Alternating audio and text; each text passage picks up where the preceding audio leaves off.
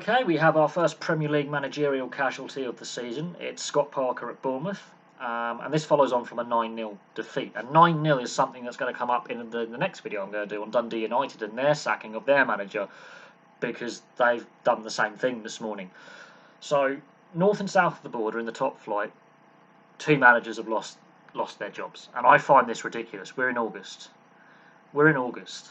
And I know the season started a little bit earlier because of the World Cup, and the transfer window shuts tomorrow. So I don't know what Dundee United and Bournemouth are going to do to try and fix the situation in the next 28, 29 hours as I'm recording this video.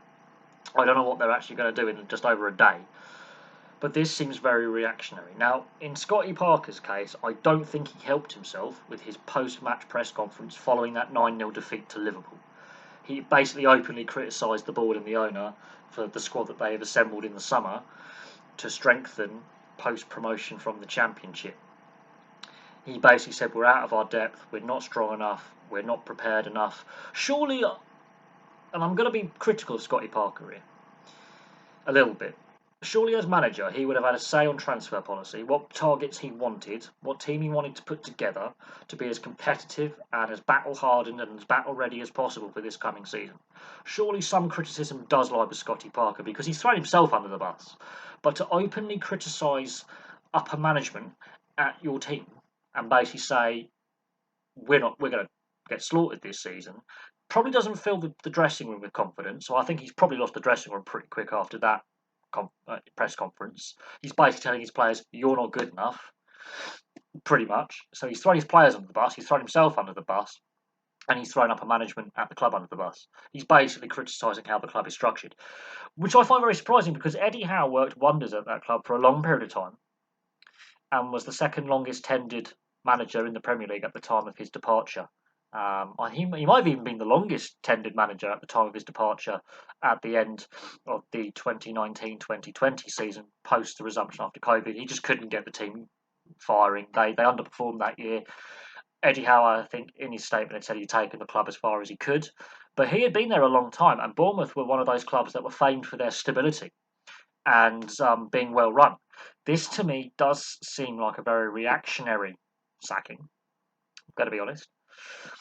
And a club that is clearly making knee-jerk decisions. A club that's gone from being very stably managed and run, and probably overachieved a little bit with their budget and the size of club in the Premier League, but did reasonably well with the resources available to them under Eddie Howe. They brought in Scotty Parker. They got out of the Championship by finishing second with automatic promotion. And they haven't had a great start. Now, you want to pick up as many points as you can as a promoted side as early as possible, and you want to battle for everything. You know you're going to have some defeats along the way. You're not going to have a season like Ipswich did in their first season in the Premier League. I think they finished, Ipswich Town back in the day finished 5th in their short spell in the Premier League. Huddersfield had a very good run in their first season in the Premier League. You normally get that second season syndrome where, like, can you take that next step? In Bournemouth's case, they actually performed rather well in their first spell. This is their second spell in the Premier League. And 4 games in, they've sacked the manager. That says to me this is a club that probably is going to be in a relegation battle the entire year. I don't know who they get in to replace Scotty Parker, but the philosophy they want to play, if you put Big Sam in there, Alan Pardew in there, Tony Pulis in there, it's going to be rigid, pragmatic, defensive-based football. It's not going to be pretty to watch. I don't know who else I can think of off the top of my head, but if you put one of those 3 managers in, you are rehashing old ideas.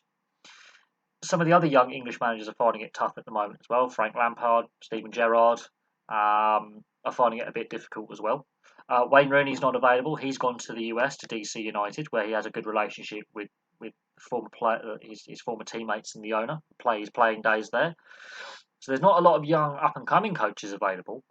And those managers that are available don't necessarily play an attractive brand of football. It may be pretty effective defensively, but it is dated.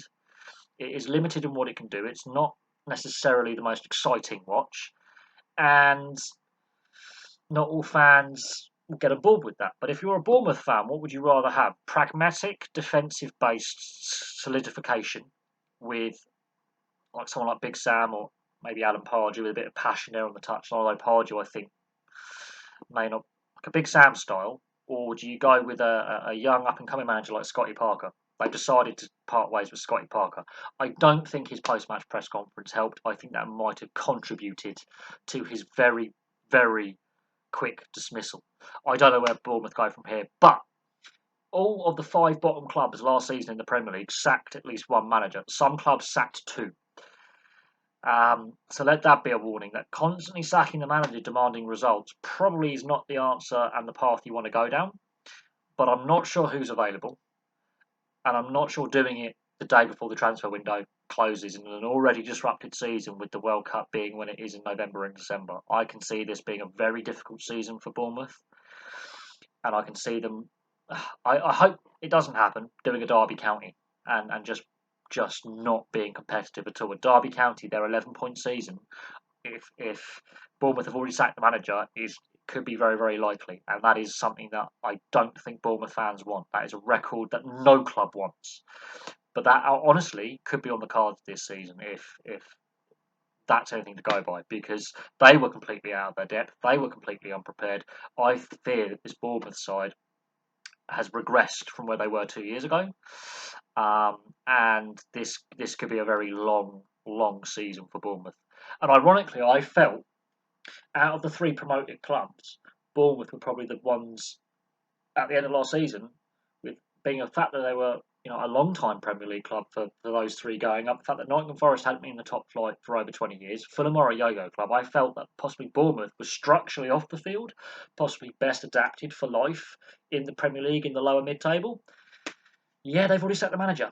So there you go. AFC Bournemouth have parted ways with Scotty Parker after just 4 games into the season. So there we go. Thank you very much for watching. Please place your thoughts in the comment section below, and I'll have some more videos for you very, very soon.